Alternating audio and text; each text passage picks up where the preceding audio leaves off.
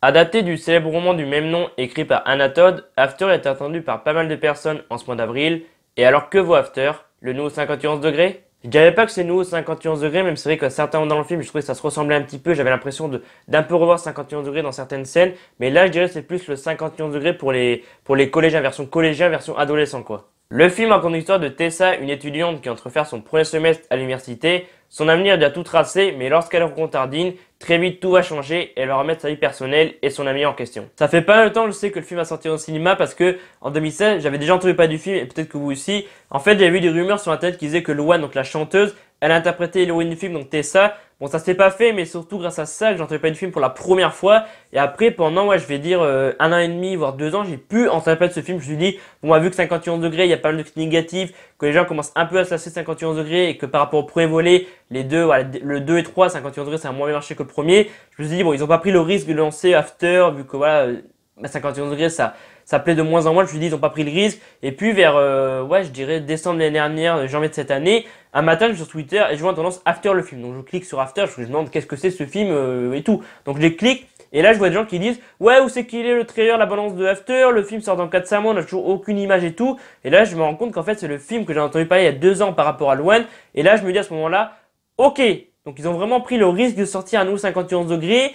Je dis ouh là là, ça va se planter. Et quand j'ai vu le premier trailer, je me suis dit ok, donc c'est du copier-coller de 51 degrés avec limite les mêmes musiques et j'avais l'impression de revoir 51 degrés. Donc je me suis dit clairement, ouais, j'irai pas voir ce genre de film et le film va faire un gros flop. Et en plus, quand la promo du film a commencé, je trouvais que c'était un peu trop centré sur 51 degrés. Il y a pas très longtemps, je suis sur Twitter et je vois le digne successeur de 51 degrés. Alors je me dis, alors déjà que j'avais pas envie de voir beaucoup le film, j'ai trouvé qu'en fait, il s'appuyait trop sur 51 degrés qui venait de se terminer en 2018. Alors peut-être que d'un côté, ils ont eu raison parce que ça leur a fait une bonne promotion, voilà, ça leur a fait un gros coup de pub pour ceux qui ont aimé 51 degrés. Les gens se sont peut-être dit, ah cool, à nouveau 51 degrés, on va aller voir ça. Mais je pense que d'un côté, eux qui sont lassés de 51 degrés, bah, ça leur fait aussi de la mauvaise pub parce que les gens comme ça se sont dit, ouais, à nouveau 51 degrés, bah c'est cool, écoute, ils ont copié 51 degrés. Clairement, j'irai pas voir le film. Donc voilà, après peut-être qu'ils ont eu raison d'un côté, mais d'un autre côté, bah, ils ont aussi eu tort de s'appuyer trop sur 51 degrés. Et donc j'étais voir le film au cinéma. Il faut savoir que quelques semaines avant la sortie, je comptais pas du tout aller voir le film au cinéma, mais je me suis dit, est-ce que vraiment ça ressemble à 51 degrés? Parce que j'ai vu des avis sur Twitter, sur Internet et tout, qui disaient, ouais, apparemment, bah, c'est un peu comme 51 degrés, mais je voulais vraiment me faire mon propre avis. Donc je pense qu'il faut se faire son propre avis sur les films qu'on va voir au cinéma. Voilà, moi des fois, je vois des avis sur Internet de films que j'ai envie de voir, et les gens disent, ouais, c'est de la grosse merde, ce film est nul à chier, et moi quand je vois le film au cinéma, j'adore, et des fois c'est le contraire. Il y a des gens qui aiment le film, moi j'aime pas du tout, et je pense que voilà, si vous avez lu le livre et que vous avez vu sur Twitter ou sur Internet que les gens disaient ouais par rapport au livre c'est nul à chier, il manque plein de détails, les personnages ont changé et tout, je pense qu'il faut se faire son propre avis, peut-être que vous allez aimer le film. Donc pour moi After, si vous avez déjà vu les mecs qui se regardent 10-15 secondes dans les yeux et puis ils tombent amoureux, bah déjà dès le début du film on a un point commun entre 51 degrés et After.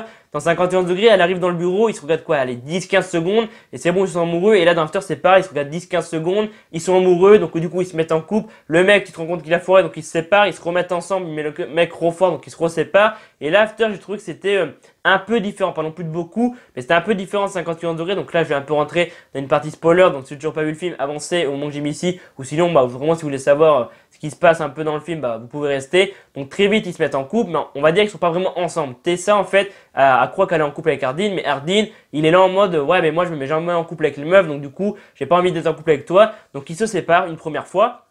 Et très vite, en fait, Tessa, on sait, ouais, elle se rend compte qu'elle est amoureuse d'Ardine, mais Ardine, il se rend compte qu'il est encore plus amoureux de Tessa, et le mec se comprend vraiment en connard, il pète, il frappe un de ses meilleurs potes, il frappe un de ses potes, il casse des choses dans sa maison universitaire, et donc très vite, bah, Tessa se rend compte que le mec est vraiment amoureux d'elle, et ils se remettent en couple, et puis incroyable retournement de situation, à la fin, qu'est-ce qui se passe à votre avis? Et ben le mec il a foiré, donc il se sépare. Donc le mec, tu te rends compte qu'il a foiré par rapport à la soirée Action Vérité où Tessa devait embrasser Ardine, mais Tessa elle a refusé. Donc Ardine a dit bah Tessa va tomber amoureuse de moi, je vais la faire tomber amoureuse de moi.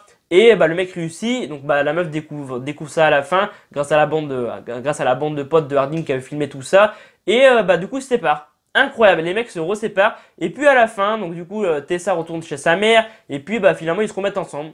Et à la fin j'étais là en mode ok, donc ça se finit vraiment comme ça. Moi, j'ai trouvé perso que la fin, ça se finissait bien. Je veux dire, je sais pas ce qui se passe dans le livre. Alors moi, j'ai acheté juste le premier tome. Voilà, j'ai acheté le premier tome de After parce que la fin, j'ai trouvé que ça terminait tellement bien. Je me suis dit, mais qu'est-ce qui se passe vraiment dans le roman? Parce que je me suis dit, vu qu'il y a 4 autres romans, j'arrive plus à parler, 4 autres livres après, qu'est-ce qui va se passer s'il y a un autre film? Je veux dire, ils vont faire quoi? Ils vont faire quoi dans les 5 prochains livres? Dans les 5 prochains... Merde. Ah, j'arrive même plus à parler. Dans les 5 prochains films, ils vont faire quoi? Ils vont encore les remettre ensemble, le mec va encore foirer, ils vont se séparer, puis ça va être comme ça pendant 5 films. Je veux dire, c'est pas possible. Donc du coup, là, je suis au chapitre 20, et c'est vrai que par rapport au film, bah, c'est très différent parce que là, pour l'instant, je suis au chapitre 20, donc. Et par rapport au film, bah, Hardin est vraiment très cruel avec Tessa, il se comporte vraiment en gros connard, alors que dans le film, bah, c'est un peu un connard au début, mais très vite, bah, il devient gentil. Et à ce que j'ai compris, c'est ce qui a pas plu aux gens qui ont lu le livre, le roman, parce que là, dans le livre, il y a pas mal de détails qui manquent, il y a beaucoup de scènes de sexe, alors que là, bah, dans After, il y a presque pas de sexe. Donc clairement, si vous allez voir After pour les scènes de sexe, bah clairement c'est même pas la peine parce que par rapport à 51 degrés, bah il y a rien du tout. 51 degrés, il y avait vraiment beaucoup plus de scènes de sexe, et même dans Game of Thrones, il y a plus de scènes de sexe, donc c'est même pas la peine vraiment. En fait, After pour moi, enfin je parle du film, pas du livre. Mais le film, c'est vraiment une histoire d'amour. Il y a juste une scène de sexe, soit une ou deux scènes de sexe. Et vraiment, c'est vraiment plus une histoire d'amour. Donc au final, c'est moins catastrophique qu'à ce que je m'attendais. Je m'attendais vraiment à du copier-coller 51 degrés et que j'avais vraiment trouvé ça nul à chier. Au final, c'est pas nul à chier. Je pense que c'est un film qui se laisse regarder. Mais c'est pas non plus le film de l'année. C'est pas un film que je mettrais dans mon top film de fin d'année. Et je pense que le film va vite se faire oublier. Mais il y a quand même quelques moments que j'ai bien apprécié dans le film. Je veux dire, les personnages sont plus attachants que 51 degrés, j'ai trouvé. Après, il y a quelques moments que j'ai rigolé dans le film. J'ai bien aimé le moment où Tessa et Hardin s'affrontent dans le cours par rapport au roman Orgueil et Préjugés. Ça m'a fait rigoler, il y a d'autres moments où j'ai rigolé, mais voilà, c'est pas le film de l'année et je pense que ce film va très vite se faire oublier, surtout que là, dans 2 jours, au moment où je tourne cette vidéo, il y a quoi? Il y a Avenger Endgame, voilà, le poster derrière, il y a Avenger Endgame qui sort dans 2 jours et je pense que niveau box-office, il va tout déchirer et je pense que sortir After au mois d'avril, quelques semaines avant Avenger Endgame, je pense qu'ils auraient pas dû, je pense qu'ils auraient peut-être plus dû sortir le film au mois de septembre, ou qu'au mois de septembre, c'est très calme niveau sortie cinéma.